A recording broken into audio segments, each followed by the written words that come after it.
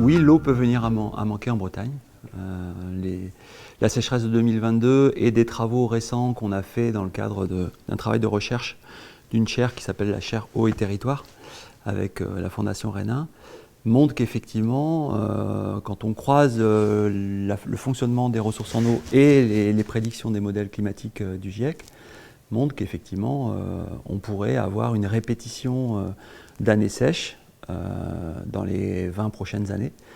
On commence à s'habituer à avoir une année sèche tous les 3-4 ans, mais on va avoir un processus d'accélération avec des répétitions d'années sèches successives.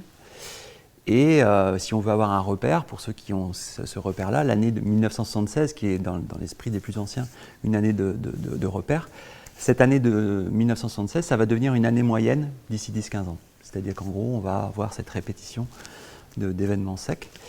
Et comme les ressources en eau de la Bretagne sont essentiellement constituées de ressources en eau de surface, constituées par des barrages, ces répétitions d'années sèches et d'hivers secs va mettre en difficulté le remplissage de ces barrages, d'une façon quasi certaine, et donc pourrait provoquer des années avec des risques de rupture d'eau. Il faut qu'on ait ça à l'esprit, bien évidemment.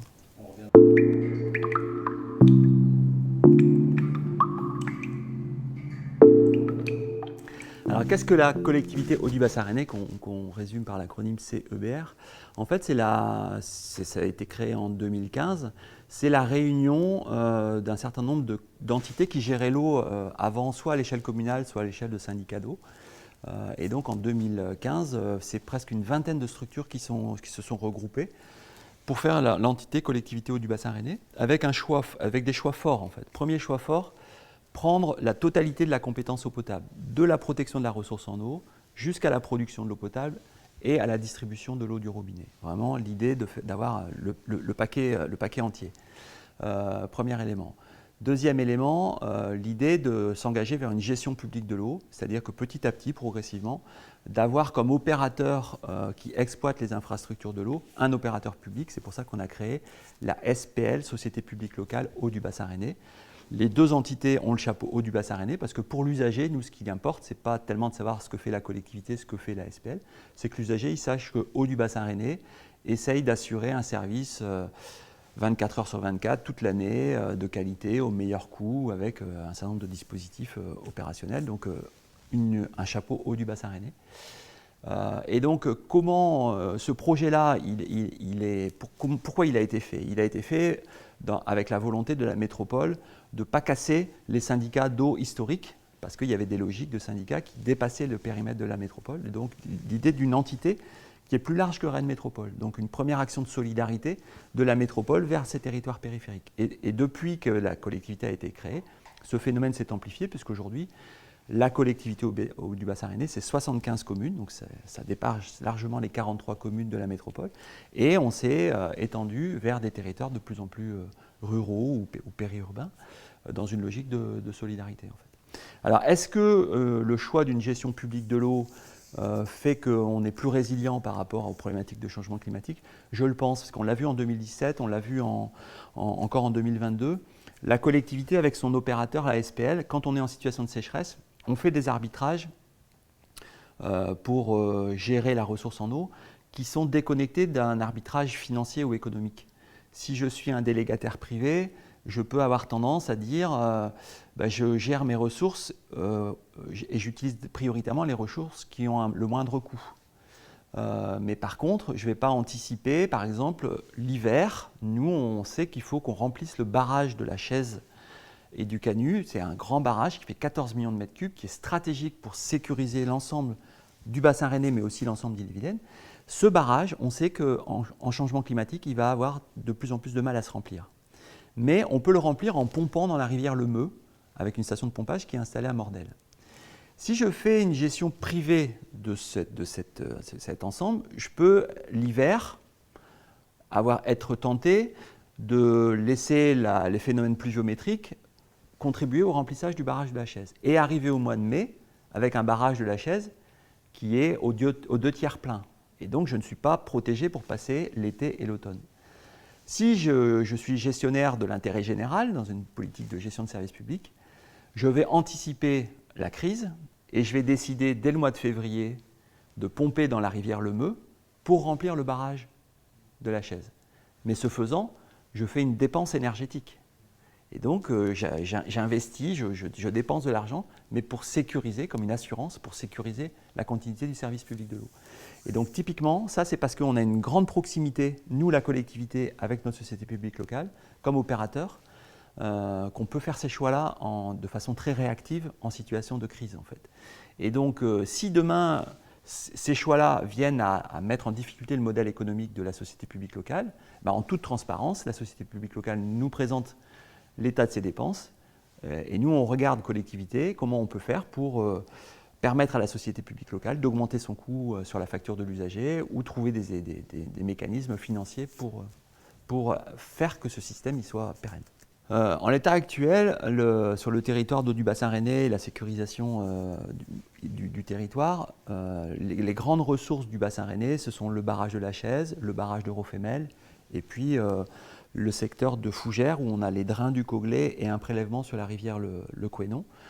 Ces trois grandes ressources, donc Chaise-Canu, Rofemel et le Couesnon, chacune contribue à un tiers de nos besoins en eau. On a maintenant une stratégie qui est de dire le barrage de la Chaise, qui fait 14 millions de mètres cubes, doit être plein au 1er juin de chaque année. S'il est plein au 1er juin de chaque année, on sait qu'on va passer l'été et l'automne et qu'on va pouvoir aussi sécuriser les territoires qui seraient en plus grande difficulté en situation de sécheresse. Sur les 10 ans qui viennent, on va réussir à continuer à fonctionner de cette nature-là. L'idée n'est pas d'aller chercher des nouvelles ressources. Donc on va pouvoir réussir à peu près à fonctionner de cette façon-là. L'enjeu, c'est de se dire comment demain on va continuer à remplir le barrage de la Chaise dans un contexte de changement climatique. Donc on a deux axes de travail, pomper dans le Meux et aussi être en capacité d'utiliser une ressource qui permet de remplir la Chaise, qui est la ressource du Canu. Et là, je vais faire un lien avec l'enjeu qualité eau. Parce que dans le contexte de changement climatique, il ne faut pas séparer en matière d'enjeux de l'eau, les sujets de la qualité de l'eau avec les sujets de la quantité de l'eau. Typiquement, je prends ce petit bassin versant du Canu. C'est un petit bassin versant qui, par une dérivation qui a été faite dans la construction du barrage de la Chaise, peut permettre, en dérivant la rivière, l'hiver, de venir remplir le barrage de la Chaise. Cette ressource, elle a par exemple été utilisée beaucoup en 2005, où il y a eu 5 millions de mètres cubes du Canu qui sont venus remplir le barrage de la Chaise. Mais sur la période entre 2018 et 2022, on avait arrêté d'utiliser cette ressource, le Canu, parce que les résultats qu'on avait sur les pesticides dans l'eau brute de cette ressource du Canu étaient trop dégradés pour utiliser cette ressource et la dévier vers la Chaise. Mais depuis 2018, on a aussi travaillé avec les agriculteurs pour développer le désherbage mécanique, pour développer des pratiques plus vertueuses. Et on a réussi en 2021 et 2022 à avoir des teneurs en pesticides qui se sont améliorées. Ça a eu pour objet que cet hiver, 2022-2023, on a réutilisé la dérivation du Canu pour remplir le barrage de la Chaise et on a réussi à détourner comme ça 4 millions de mètres cubes. Ces 4 millions de mètres cubes, du coup, on n'a pas eu à les prélever dans la rivière le Meux, dans un contexte énergétique où si on avait eu à les prélever dans le Meux, on aurait dépensé plus de 1 million d'euros de dépenses énergétiques. Donc on a une ressource qui qualitativement était disponible et qui a pu alimenter gravitairement le barrage de la Chaise. Donc c'est un bienfait environnemental et c'est un bienfait économique puisqu'on fait des économies de prélèvement par pompage. Donc on a une stratégie, il faut qu'on arrive comme ça, en jouant sur les ressources, en ayant des ressources de qualité et des rivières dans lesquelles on peut prélever l'hiver, à remplir les barrages. Maintenant, on est confronté à une deuxième problématique, c'est que le territoire métropolitain se développe en termes de démographie. Les études nous disent que notre territoire, qui aujourd'hui fait à peu près 540 000 habitants, en 2035, il y aura entre 80 et 100 000 habitants supplémentaires. Ce n'est pas de l'attractivité de personnes qui viennent habiter à Rennes. Pour les 2/3, cette augmentation de la population, c'est du solde naturel.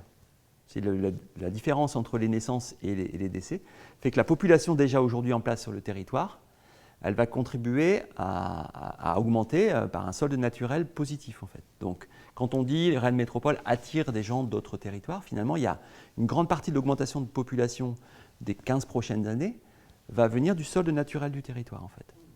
Voilà, les 2/3, les études de l'INSEE montrent que les 2/3 de l'augmentation prévisionnelle de la population sont issus du solde naturel de la population qui est déjà en place sur le territoire. Et un tiers, c'est de l'attractivité. Mais toujours est-il qu'aujourd'hui, il y a 540 000 habitants sur notre territoire et il y en aura 80 à 100 000 d'ici 10 ans. Ces 80 à 100 000, ils vont générer un besoin supplémentaire d'à peu près 4 millions de mètres cubes d'eau. Quand aujourd'hui, les gens en place sur le territoire et les activités en place consomment à peu près 24 à 25 millions de mètres cubes d'eau. Vous voyez, il va falloir aller en chercher 4 millions de plus. Il y a deux stratégies. Soit on se dit, c'est du tendanciel et il faut aller trouver 4 à 5 millions de mètres cubes de plus. Ou il y a une deuxième stratégie qui est de dire, est-ce que notre ambition politique, ce n'est pas plutôt de baisser les consommations unitaires de tous les acteurs du territoire d'aujourd'hui pour que ces 100 000 habitants ne nécessitent pas de ressources en eau supplémentaires. En d'autres termes, est-ce que demain, on peut avoir 630 000 habitants sur notre territoire, mais qui ne consomment que 24 à 25 millions de mètres cubes, versus éviter que ces 630 000 habitants consomment demain 29 à 30 millions de mètres cubes, en fait. Et donc, pour ce faire, il y a un gros travail à faire sur les économies d'eau. On sait qu'aujourd'hui, par les changements de comportement, on peut aller chercher 15% d'économie assez facilement, sans perdre en confort, juste en équipant les maisons, les appartements d'un certain nombre de dispositifs et en changeant un peu ce comportement. Par exemple, en installant des mousseurs sur les robinets, en installant des douches économes, en ayant des doubles boutons sur les cuvettes de WC. Il faut savoir que dans une maison, aujourd'hui, 30% de la consommation en eau d'une maison, c'est dans la salle de bain. Le gros poste, c'est les douches, en fait. Et on a beaucoup de douches aujourd'hui qui ont des débits de 19-20 litres minute. Nous, on promeut l'idée d'équiper les douches de débit de 10 à 12 litres minute, en fait. De même, dans une cuisine, vous avez souvent des robinets qui sont à plus de 10 litres minute, alors qu'un 6 litres minute serait suffisant. Donc il y a un gros travail de sensibilisation avec des petits investissements, parce que ces petits mousseurs que vous mettez sur le robinet, c'est même pas 1 euro le mousseur, en fait. Et la douche économe, c'est quelques dizaines d'euros, en fait.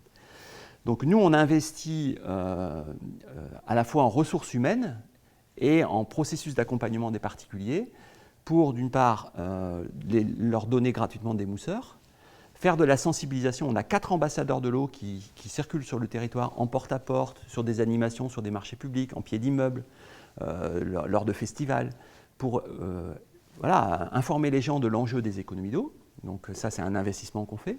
Deuxièmement, on accompagne la récupération d'eau de pluie avec un travail avec l'ALEC, ou alors on donne des bons d'achat pour que les particuliers puissent acheter des cuves de récupération d'eau de pluie.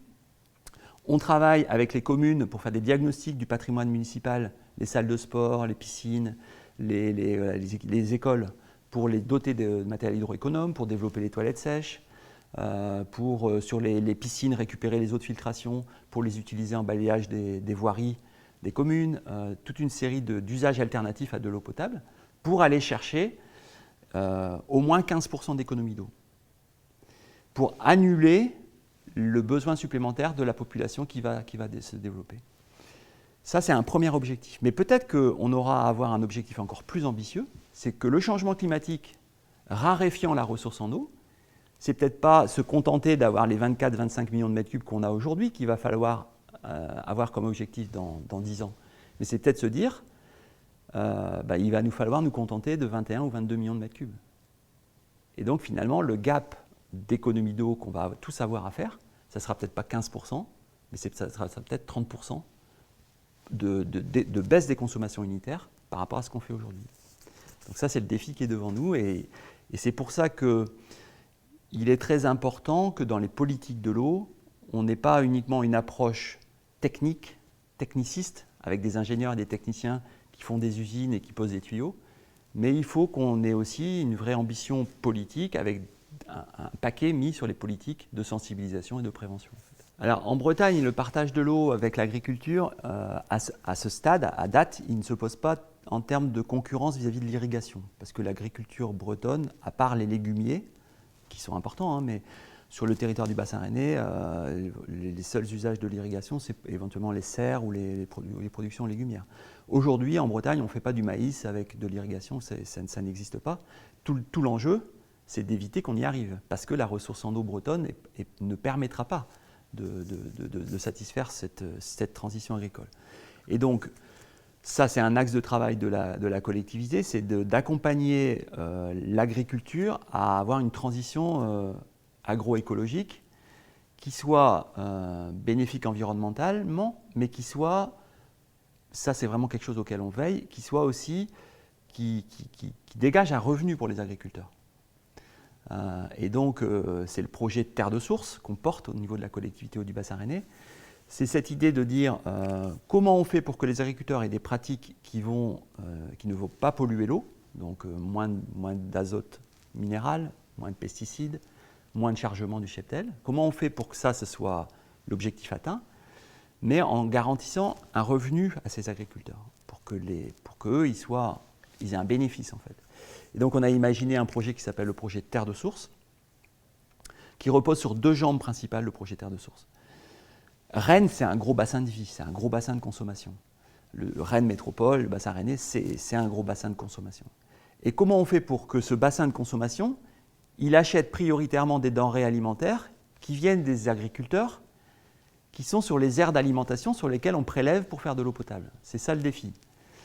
Et donc, on essaye de dire il faut qu'on trouve un levier économique. Il faut que l'agriculteur qui s'engage dans la protection de la ressource en eau, il a un revenu par les habitants du territoire ou par les collectivités du territoire. C'est pour ça qu'il y a 2 jambes. Pourquoi je dis les collectivités?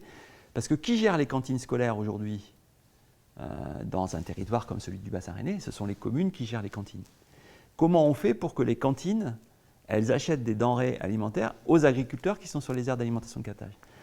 Les règles de concurrence nous interdisent de privilégier les agriculteurs qui sont près de chez nous. On n'a pas le droit, en règle de concurrence européenne, on n'a pas le droit de dire j'achète les carottes à l'agriculteur parce qu'il habite à 2 km de ma cantine. En fait, ça, on n'a pas le droit. Donc nous, on a réussi à faire une innovation juridique, on a contourné cette interdiction, pour dire en fait, l'agriculteur qui s'engage dans la protection de la ressource en eau, il nous rend une prestation de service à nous, la société, en fait, puisqu'il rend un service qui est qu'on a une eau brute de meilleure qualité, elle va nous coûter moins cher à potabiliser. En fait. Il nous rend un service. On va lui payer ce service. C'est une sorte de PSE. Oui. C'est une sorte de PSE. On lui paye ce service. Et en fait, on lui paye ce service avec 2 sources de revenus.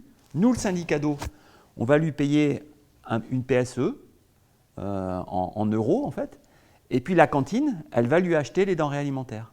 Et finalement, c'est ces 2 achats, c'est ces 2 revenus pour lui qui vont constituer sa rémunération de PSE en fait, et sa rémunération. Donc ça, c'est la première jambe du projet Terre de Source, c'est l'achat par les cantines scolaires de produits agricoles issus des aires d'alimentation de captage. Et le deuxième, c'est le label. Parce que comment on fait pour dire à un consommateur, il y a un agriculteur à côté de chez vous qui améliore la qualité de l'eau. Si on ne lui donne pas à avoir un label, et donc on pourrait se dire il y a trop de labels déjà, mais en même temps on n'a pas d'autre choix que de passer par un label, si on veut dans un rayon de commerce donner à voir un produit identifié en fait. Et donc on a fait un label qui s'appelle le label Terre de Source. Les producteurs d'ici protègent l'eau, qui a pour vocation à trouver sa place dans les rayons. Ça c'est cette jambe-là. Et alors, comment on fait la transition agroécologique en Bretagne dans ce contexte? Vous savez que l'agriculture bretonne, elle a cette... moi je dis, elle a cet avantage d'être une agriculture de polyculture-élevage. C'est le meilleur des systèmes quand on a à la fois de l'élevage et de la culture sur un territoire. Donc ça, prenons-le comme un atout. Par contre, constatons tous qu'il y a peut-être un excès de spécialisation et qu'il y a sans doute un excès de production animale qui a pour conséquence une répétition sur les parcelles agricoles de mettre du blé et du maïs en rotation courte, et puis aussi un import de nourriture animale, de soja extérieur, qui en bout de course génère un excès d'effluents azotés sur les terres et un excès d'usage de pesticides parce que les rotations sont trop courtes. Donc nous, on se dit, il y a un grand bassin de consommation sur Rennes Métropole, il y a une agriculture qui a des atouts, mais qui a aussi généré des impacts sur l'environnement. Cette agriculture, on a cette ambition de l'aider à muter en lui proposant de diversifier ses productions. Si la production animale va baisser, on va lui proposer de mettre des cultures végétales dont on va essayer de lui trouver des débouchés sur le territoire du bassin de vie de Rennes Métropole, ou du bassin rennais. Donc, de quelle culture on parle? Le sarrasin, le chanvre, les légumineuses, du blé qualitatif pour trouver dans les boulangeries du territoire du pain terre de source. Et quand je dis le sarrasin, pourquoi je dis le sarrasin? C'est parce que le sarrasin aujourd'hui, qui est la culture emblématique de la galette, eh ben, le sarrasin aujourd'hui il n'est plus produit en Bretagne. Il y a beaucoup d'acteurs qui essaient de le réintroduire et il faut qu'on y aille parce qu'il y a encore 70% du sarrasin aujourd'hui qui sert à faire les galettes qui vient de l'import en fait. Et le sarrasin, c'est une culture bas intrant. Le chanvre, c'est une culture qui a un gros potentiel, écomatériaux, huile, alimentaire. Les légumineuses, si on veut rééquilibrer notre assiette dans un contexte de changement climatique, diminution des effets de serre, sans doute que la part de produits animaux dans l'assiette des consommateurs va baisser, mais il faut apporter d'autres protéines, donc les légumineuses.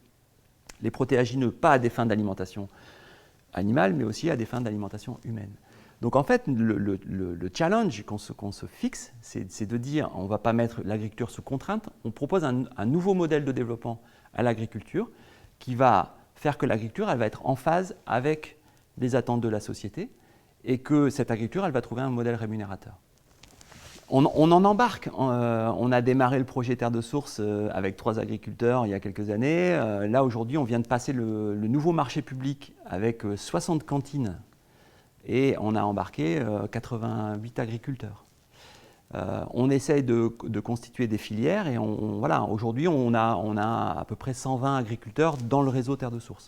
On a une ambition, à 2028, d'avoir 750 agriculteurs, quand sur nos aires d'alimentation, il y a 3500 agriculteurs. Mais si on veut reconquérir la qualité de l'eau, on ne peut pas se contenter de travailler avec 10% des agriculteurs. Il faut massifier, en fait. Et donc, nous, on est bien conscient que l'agriculture biologique, aujourd'hui, c'est le top pour retrouver la qualité de l'eau. Mais on a des blocages. On a une agriculture conventionnelle qui a du mal à basculer en bio. Et en plus, là, en ce moment, on a un contexte conjoncturel qui fait que le bio est en difficulté. Donc nous, dans le projet Terre de Source, la philosophie, c'est de dire aux agriculteurs, on vous prend où vous êtes.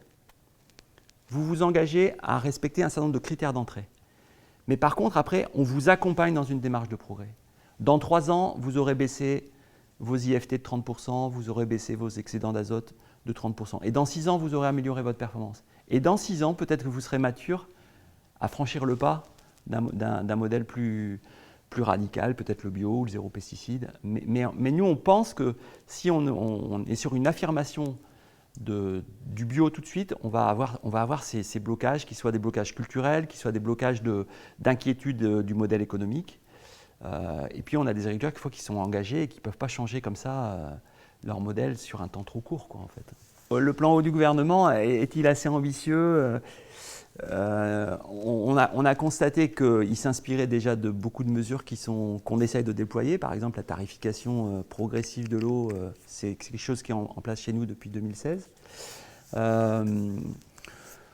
L'éco-watt de l'eau, on est peut-être un peu sceptique. Après, on voit bien qu'il y a quand même toute une ambition sur un plan de sobriété. Il y a tout un volet sur la reconquête de la qualité de l'eau. Il y a la notion du partage de l'eau. Donc les concepts sont là. Après, c'est où on met le curseur à chaque fois. C'est-à-dire que passer des mots à l'acte. Et quels moyens on met. Typiquement, la réforme de la PAC a peut-être raté le coche, en fait. On n'est pas assez loin sur le verdissement de la politique agricole. Et on le voit bien, là, sur les MAEC, on a des contrats qui sont proposés dans les MAEC sur lesquels on a du mal à embarquer les agriculteurs, en fait. On a une révolution systémique à faire. C'est en ce sens que, comme c'est systémique, les acteurs qui sont en place, forcément, chacun essaye de préserver son système, dit « je veux bien y aller, mais à condition que mon système ne soit pas remis en question, en fait ». Donc, typiquement, nous, Terre de Source, on y va de façon pragmatique. On a d'abord parti avec des agriculteurs qui faisaient de la transformation à la ferme. Maintenant, on essaie de monter des filières ex nihilo, par exemple des filières sur le blé meunier ou sur le sarrasin. Mais on est bien conscient que si on veut massifier, il va falloir qu'on travaille avec les opérateurs de l'agroalimentaire de la Bretagne pour aller vers une logique de segmentation de production, en fait.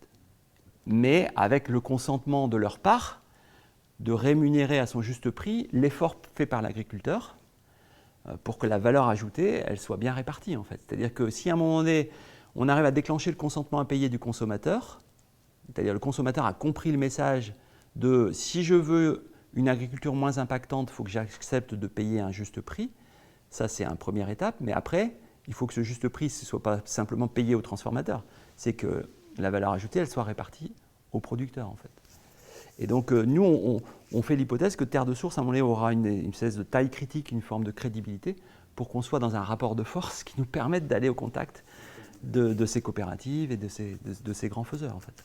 Bien évidemment, il faut éviter les usages récréatifs de l'eau. C'est que le débat des piscines est clairement un débat à poser. Alors, faut-il l'interdire? Faut-il en réglementer les dimensions? Parce que si on l'interdit, on va avoir du coup des investissements dans des petites piscines hors sol qui, elles, échappent à toute disposition d'urbanisme et qui, au final, vont avoir des bilans hydriques encore plus défavorables qu'une piscine qui a été bien pensée. Donc il faut faire attention aussi à des mesures d'interdiction versus les palliatifs de contournement.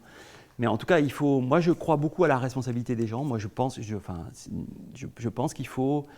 On investit dans l'éducation à l'alimentation durable, on investit dans le travail sur les économies d'eau. Moi je crois beaucoup à cette responsabilité. Je pense beaucoup, je crois aussi au levier financier, dans tous les sens du terme, le signal prix, les accompagnements financiers, la juste rémunération des agriculteurs, les accompagnements des industriels pour faire les diagnostics, pour qu'ensuite, après, ils voient qu'un certain nombre d'investissements ont des temps de retour sur investissement très courts. Donc je crois beaucoup à des... Je suis plutôt un défenseur des dispositions, d'accompagnement et des dispositions positives. Mais par exemple, si on devait être plus prescriptif, le matériel hydroéconome, les immeubles neufs, aujourd'hui, ils sont équipés quelquefois de matériel, de robinetterie, qui ne sont pas hydroéconomes. Aujourd'hui, je suis particulier, je vais dans une grande surface de bricolage, j'achète une douche, je peux trouver des douches à 18 ou 19 litres minute. Donc nous, on a milité, on a saisi les parlementaires pour là, pour le coup, qu'un cadre réglementaire impose des dispositions beaucoup plus fortes de limitation de débit. Je pense qu'il est impératif d'avoir une vraie réflexion sur le logement neuf, parce que le logement neuf, c'est celui qui sera encore là dans 80 ans. C'est très compliqué de venir rendre un bâtiment existant, de le rendre vertueux. On ne va pas mettre des doubles réseaux dans des bâtiments existants, etc. Mais on n'a pas encore basculé dans cette idée d'avoir, par exemple, l'eau de la douche. On a conçu un immeuble collectif pour que les eaux des douches soient récupérées dans une citerne et que ce soit ces eaux-là qui soient utilisées pour les cuvettes de WC, par exemple. Et ça, aujourd'hui, réglementairement, à ce stade, c'est encore interdit. Mais une fois que ça sera interdit, il faudra que ça soit fait par les aménageurs, en fait. C'est interdit parce qu'il y a une espèce de prudence sanitaire, en fait. C'est la culture hygiéniste, en fait. Les agences de l'eau, alors qu'elles collectaient une certaine somme, une partie de cette somme était reprise dans le budget de l'État pour financer toute une série d'autres politiques. C'était ce qu'on appelait le plafond mordant. L'État a dit qu'il allait revenir sur ce plafond mordant et qu'il allait rendre aux agences de l'eau, je crois, un peu plus de 200 millions d'euros. Là, il y a un vrai enjeu pour les collectivités de convaincre les agences de l'eau de mettre cet argent-là dans la gestion quantitative de l'eau et dans les aides, non seulement sur les réseaux qui ont des fuites, mais aussi sur les démonstrateurs, parce que je pense qu'il faut réussir dans les territoires à avoir des bâtiments démonstrateurs qui après vont faire leurs preuves et qui vont se généraliser, parce que faire ces investissements sur du neuf, ce n'est pas forcément un gros surcoût, en fait, c'est peut-être quelques pourcents. Et donc, je pense que ça peut se vendre dans le coût d'un bâtiment. Mais par contre, c'est infaisable de le faire sur tout le parc existant, en fait. Comme vous l'avez évoqué, la baisse des cours d'eau est de 30%, hein, c'est quasiment acté, hein, que les débits d'étiage vont baisser de 30% dans les 10-15 ans qui viennent. Ça va poser plusieurs natures de problèmes aux collectivités locales. Ça va poser une nature de problème en termes de prélèvement, mais pensons aussi au rejet de stations d'épuration. Aujourd'hui, sur les têtes de bassins versants, vous avez parfois des communes rurales qui ont une petite station d'épuration, petite ou plus ou moins petite, parce qu'il y a un industriel agroalimentaire. Et le débit de rejet de la station a été calculé en fonction du débit connu de la rivière. Et demain, ces rivières-là, elles vont avoir un débit d'étiage 30% plus faible, voire certains cours d'eau en tête de bassin versant vont devenir à sec l'été. Donc ça pose la question de la capacité de rejet de ces flux de stations d'épuration avec l'idée peut-être d'avoir la nécessité de stocker pendant une certaine période de l'année, donc des surcoûts en fait. Et donc il est fondamental de travailler dans des politiques qui échappent à eau du bassin rennais, mais qui sont des politiques publiques, la réimperméabilisation, la désimperméabilisation des sols, comment à la parcelle on favorise l'infiltration, le reméandrage des cours d'eau, la restauration des zones humides. Peut-être qu'il va falloir interroger le dédrainage des terres agricoles. Parce que même, c'est peut-être même un intérêt pour les agriculteurs d'avoir une ressource en eau qui est gardée sur la parcelle plutôt que de vouloir l'évacuer. Et ça aura un bénéfice environnemental parce qu'on enverra beaucoup moins vite à la rivière des excédents d'azote et des excédents de pesticides. Donc en fait, on a un vrai travail, mais là qui dépasse la compétence eau potable, mais dans toutes les politiques publiques, à intégrer l'eau comme un élément fondamental des choix à faire. Quel est le risque de la réutilisation des eaux usées? Il y a bien évidemment du potentiel dans cette idée. Et il y a une expérience en Vendée qui aujourd'hui va faire un peu œuvre de prototype en fait, où cette idée de derrière une station d'épuration, on pousse le traitement, on fait un traitement tertiaire. Donc déjà c'est une station d'épuration quand même qui coûte plus cher que la station d'épuration d'aujourd'hui. Cette eau-là, elle est repompée dans un barrage pour la stocker. Et c'est depuis le barrage qu'on va repomper de l'eau pour faire de l'eau potable. Donc c'est comme ça, c'est ça le processus. Donc la petite vigilance, c'est que quand on est sur des petits cours d'eau, le rejet de la station d'épuration, quelquefois, constitue une forme de soutien au débit d'étiage de la rivière. Et donc il va falloir que les chercheurs nous aident à savoir qu'est-ce qui est le moins pire. Est-ce que c'est plus impactant d'avoir un assec? Ou est-ce que c'est plus impactant de maintenir un filet d'eau dans une rivière, un débit plus ou moins important, grâce à la contribution du rejet de la station d'épuration? Donc ça, je pense qu'aujourd'hui, on n'a pas encore complètement la réponse à ces questions-là. Deuxièmement, s'il s'agit de faire de la réutilisation des eaux usées à des fins d'irrigation du maïs, je pense que ce serait une maladaptation. Il faut vraiment qu'on se dise, il ne faut pas aller vers une irrigation du maïs en Bretagne. Il faudra peut-être trouver d'autres cultures que le maïs, peut-être le sorgho, peut-être des systèmes plus herbagés, peut-être. Mais en tout cas, si la réhute doit contribuer à mal adapter le système, on ne peut pas promouvoir la réhute en fait. Et puis après, au-delà de la réhute des stations d'épuration, je pense que dans le champ des agroalimentaires, qui sont très présents en Ille-et-Vilaine et en Bretagne, là ils ont des eaux qui sont quasi propres en fait, quelquefois des eaux ductilées, des eaux issues des process de déshydratation du lait pour faire de la poudre. Là, sans doute, il y a vraiment des usages internes aux usines avec cette eau-là pour des lavages de surface de sol, etc. Où là, vraiment, on pourrait faire de l'économie d'usage d'eau potable sur ces eaux-là, en fait. Donc, je pense qu'il faut... On peut pas... mon propos, je ne pourrais pas avoir une posture, dire oui, il faut le faire ou il ne faut pas le faire. On a besoin de connaissances complémentaires. Et puis, il y a des arbitrages à faire. Et puis, il ne faudrait pas que ça encourage à un mauvais système, en fait. Alors, la réinjection d'eau dans les nappes, est-ce une perspective? En tout cas, nous, on va y travailler en lien avec le syndicat départemental, puisqu'on a constaté que ça avait été testé il y a quelques années sur un secteur de Val-d'Ille-Aubigné, où il y a une carrière en eau qui avait été utilisée pour réinjecter de l'eau dans 2 forages utilisés à des fins d'eau potable. Donc, en fait, pour faire une recharge de nappes, notamment quand l'hiver, les nappes ne remontent pas naturellement. Donc ça, peut-être que des usages de cette nature-là sont intéressants. Après, moi, je pense plutôt que l'infiltration à la parcelle, tout ce qui peut faire que sur des surfaces les plus grandes possibles, on contribue à ce que l'eau se réinfiltre et que, à un moment donné, elle va contribuer à réalimenter les rivières, il faut le faire, quoi, en fait. Donc, c'est pas forcément... Je ne pense pas qu'il y ait énormément de gisements où, à un instant T, on va avoir un gros volume d'eau à réinjecter à un endroit, quoi, en fait. Parce que la ressource en eau, elle est tellement diffuse. Il n'y a pas de grande nappe en Ille-et-Vilaine. On a un système de sursocle sur du schiste ou du granit. Et donc, on a des failles, et c'est dans les failles qu'il y a ce stock d'eau, en fait. Mais on n'a pas vraiment de grandes zones. Donc, moi, je pense qu'il faut qu'on étudie toutes ces opportunités. Là, il y a des carrières, des anciennes gravières. Comment on peut les utiliser? Ça, c'est des pistes. Mais je fais toujours attention à un discours qui consisterait à dire pour résoudre nos problèmes, on va aller chercher des nouvelles ressources. Ça, ce serait un faux problème, ce serait une fausse solution. Il faut qu'on s'oblige à se dire, aujourd'hui, les ressources sur lesquelles on prélève, on ne devrait pas augmenter ces prélèvements. Et qu'est-ce qu'on met en œuvre pour, malgré le développement économique du territoire, ne pas avoir besoin de plus de ressources. C'est vraiment intégré dans nos réflexions. Il ne peut pas y avoir de croissance infinie dans un monde fini. Et donc, le stock, on l'a déjà largement consommé. On a des marges d'économie, de lutte contre le gaspillage. Donc nous, par exemple, notre repère, c'est 24 millions de mètres cubes d'eau prélevés, consommés pour 450 000 habitants. Bah, même si demain on en a 100 000 habitants, essayons de faire encore en prélevant pas plus que 24 millions et demi de mètres cubes. C'est ça la philosophie qu'il faut qu'on arrive, à mon avis, à porter. Mais nous, vous voyez, c'est quand même important qu'on le raisonne comme ça, parce que sur eau du bassin rennais, on fait du transfert d'eau de bassin versant à bassin versant. Parce qu'en fait, la station d'épuration de Borade, où là il y a les 250 000 habitants, 300 000 habitants de Rennes, elle rejette sur la Vilaine.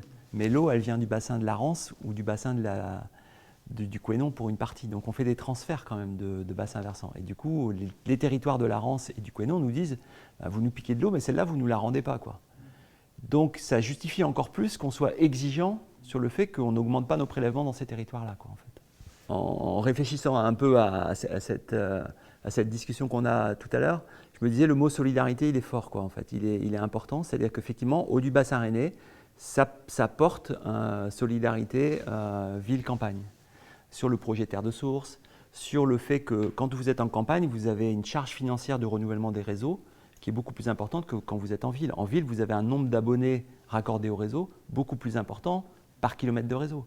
Donc quand vous devez renouveler ce réseau qui a 80 ans, ça vous coûte proportionnellement beaucoup moins cher que quand vous êtes dans une petite commune en campagne. Ben, le fait de s'agrandir, on fait œuvre de solidarité, à tel point que finalement, sur le territoire haut du bassin rennais, depuis 2015, c'est les Rennais qui ont accepté de payer leur eau un peu plus cher, et c'est plutôt les territoires ruraux qui ont vu leur prix de l'eau baisser fortement, en fait. Et tout le défi après pour le projet d'eau du bassin rennais, c'est que comme nos ressources en eau sont extérieures à notre territoire, c'est qu'on a quand même encore un reproche de solidarité dans ces territoires-là, qui nous disent bah, vous venez nous chercher de l'eau, mais nous on n'a pas le bénéfice de nos politiques, de vos politiques. Donc là, on essaye de travailler avec eux, typiquement terre de source. Quand on veut apporter de la valorisation agricole, économique sur les bassins versants de la Rance, le bassin versant du Couesnon, c'est une forme de solidarité économique avec les agriculteurs du territoire à qui on impose des contraintes, mais pour lesquelles on veut développer des... voilà. Deuxièmement, quand Eau du bassin rennais accepte de participer à la solidarité départementale via le SMG O35, puisqu'il y a 17 centimes d'euros du mètre cube qui remontent de Eau du bassin rennais vers le SMG, et le SMG l'utilise pour financer tous les équipements structurants, ben ça, c'est une action de péréquation aussi, de solidarité.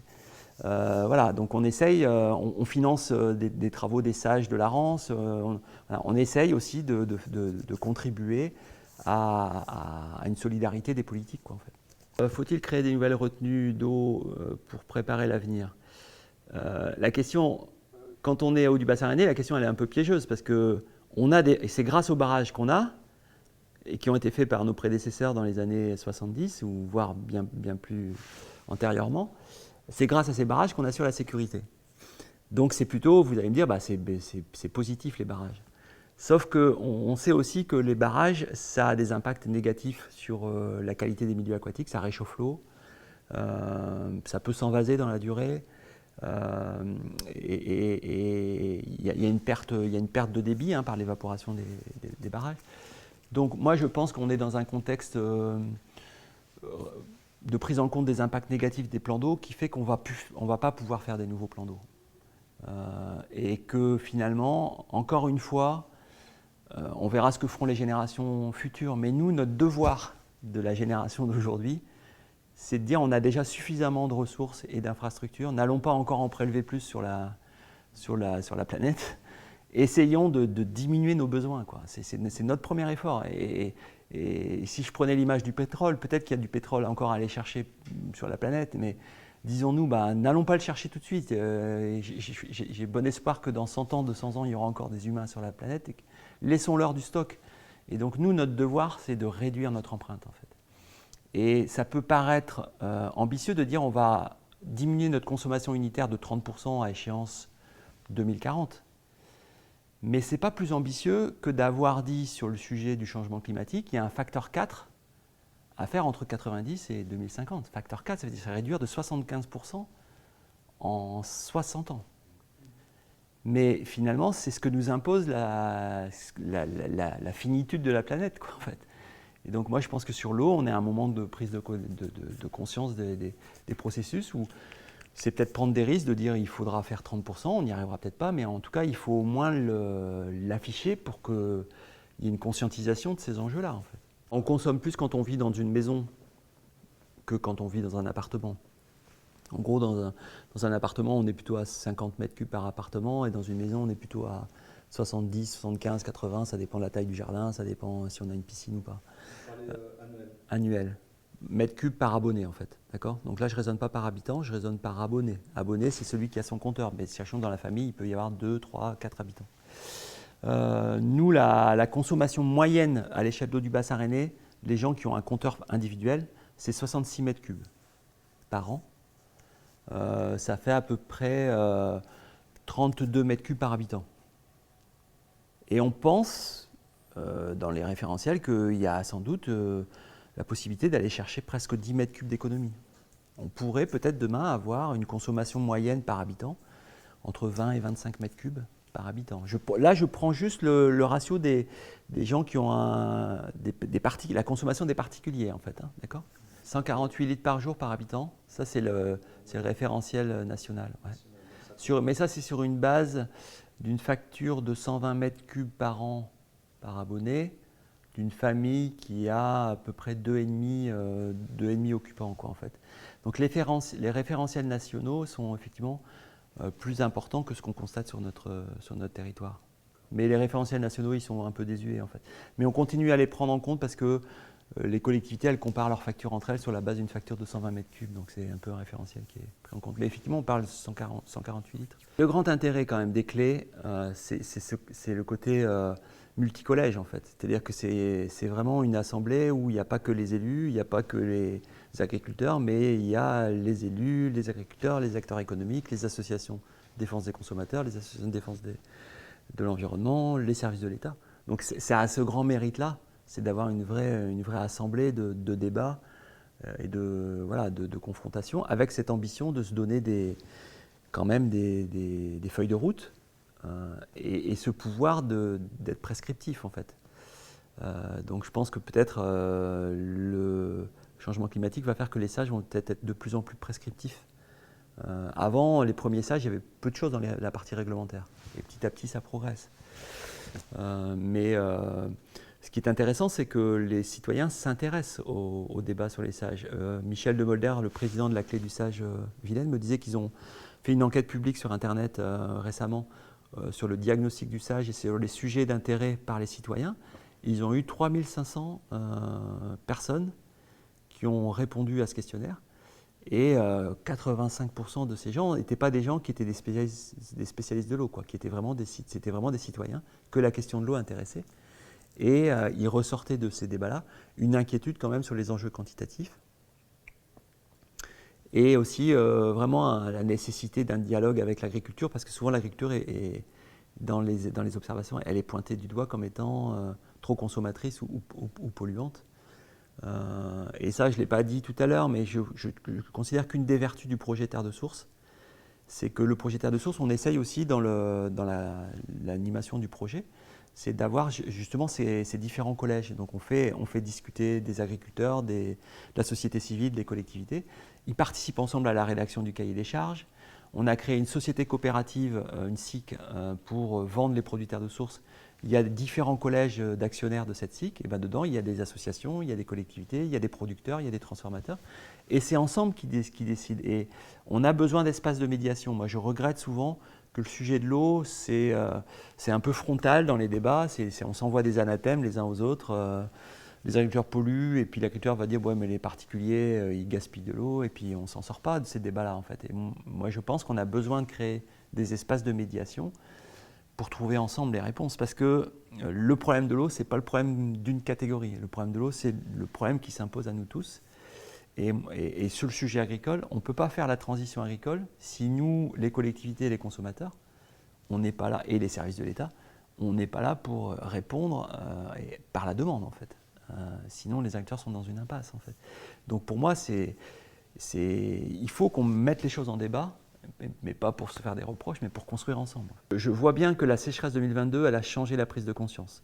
La sécheresse 2022, on sent que elle fait que le sujet de l'eau n'est plus simplement le sujet des spécialistes de l'eau. Ça devient le sujet des élus en général. On voit bien les communautés de communes, la métropole, veulent réinvestir le sujet de l'eau sous tous ses angles, dans l'aménagement, dans l'urbanisme, dans la gestion des milieux aquatiques, dans la sensibilisation des particuliers. On voit bien qu'il y a cette prise de conscience d'une bascule. En fait, les réponses technophiles, elles ont vraiment des grosses lacunes. La désalinisation, de ce que j'en sais, je n'ai pas creusé la question, mais de ce que j'en sais, c'est que c'est énergivore. Ça pose des problèmes de sous-produits. Et donc déjà ça interroge la soutenabilité, quoi, en fait. Pareil, on a autour du débat sur les résidus de pesticides dans l'eau du robinet, on a la réponse, par exemple, de gros syndicats d'eau adossés à des gros majors de l'eau, qui disent qu'il faut faire des usines qui vont faire de l'eau pure, avec des systèmes à osmose inverse. C'est des investissements très très importants, ça se chiffre en milliards, avec des brevets captifs, avec derrière de l'exploitation d'usines qui va coûter de l'argent. Nous, en tout cas, à Haut-du-Bassin rennais, on souhaite avoir des filières de traitement des eaux performantes, mais on ne veut pas surinvestir dans des usines délirantes. On préfère travailler à la reconquête de la qualité de l'eau, à des dispositifs d'économie d'eau. Nous, on croit beaucoup à développer le préventif, en fait. Et je pense que on a raison d'aller dans cette direction. En matière de risque de privatisation de l'eau, en France, je pense qu'on est plutôt sur une tendance inverse. On voit bien que de grandes métropoles font le même choix que ce qu'a pu faire Rennes il y a une dizaine d'années. Lyon, Bordeaux, Paris a été la première. Donc on voit bien quand même qu'il y a des collectivités qui disent l'eau c'est un bien commun, ça doit être géré dans un sens de l'intérêt général, c'est pas fait pour générer des bénéfices et distribuer des dividendes. Donc moi je pense que là on est plutôt sur une séquence où l'eau publique est en train de reprendre la main, en fait. Et on a raison, À charge pour les gestionnaires de l'eau publique d'être suffisamment, de se mettre en synergie les uns avec les autres. Parce que les majors privés, ils ont peut-être des défauts, ils ont un modèle où ils veulent gagner de l'argent, mais ils ont aussi une capacité intellectuelle d'investir dans la R&D, d'anticiper les problématiques. Et tout l'enjeu de la gestion publique de l'eau, c'est aussi de se doter d'une R&D avec les acteurs académiques du territoire pour anticiper les problématiques futures et aussi d'être intelligent pour ne pas faire deux fois la même chose, suivant qu'on est à Rennes ou à Bordeaux, mais de discuter entre les gestionnaires publics de l'eau de Rennes et de Bordeaux et de Lyon pour que les programmes de recherche qu'on conduise les uns et les autres, on se les communique et on évite de les faire en redondance les uns des autres, en fait. Mais là, il y a un enjeu de fédération.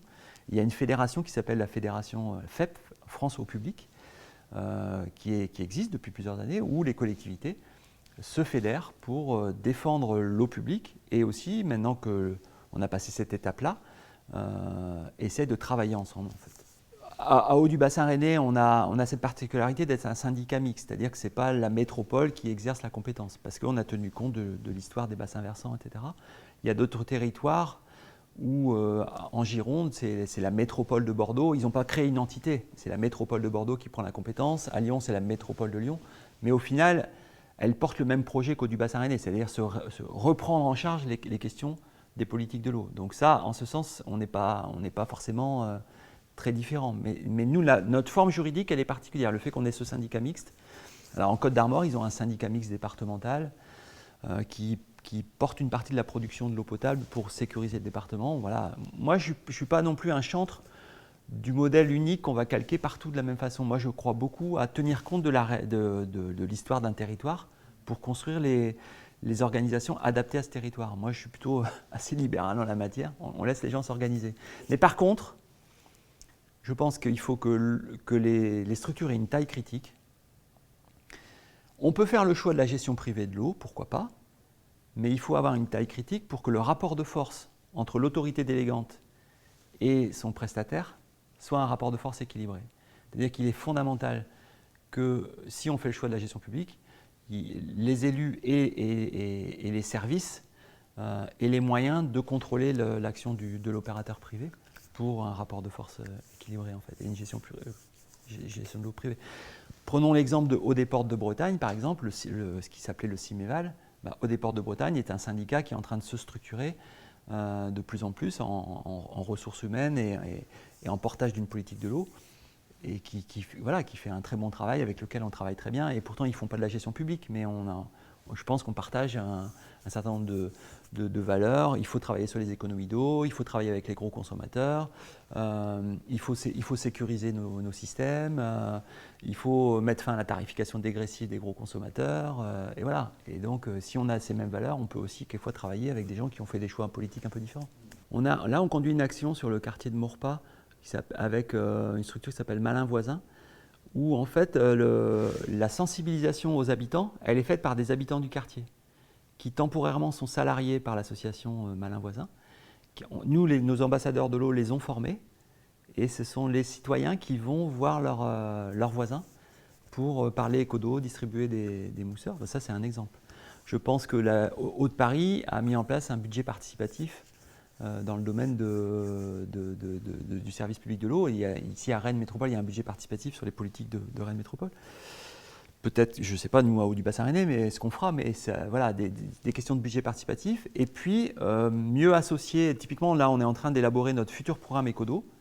On a prévu, en 2023 ou début 2024, de faire de la mobilisation citoyenne pour dire aux citoyens qu'est-ce qu'on va mettre, donnez-nous nos idées, vos idées, pour qu'on bâtisse notre programme Éco-d'eau. Donc on va aller chercher les citoyens. Et pareil avec Rennes Métropole qui a un champ plus large de transition écologique, puisque Rennes Métropole, elle a la mobilité, elle a les déchets, elle a l'énergie.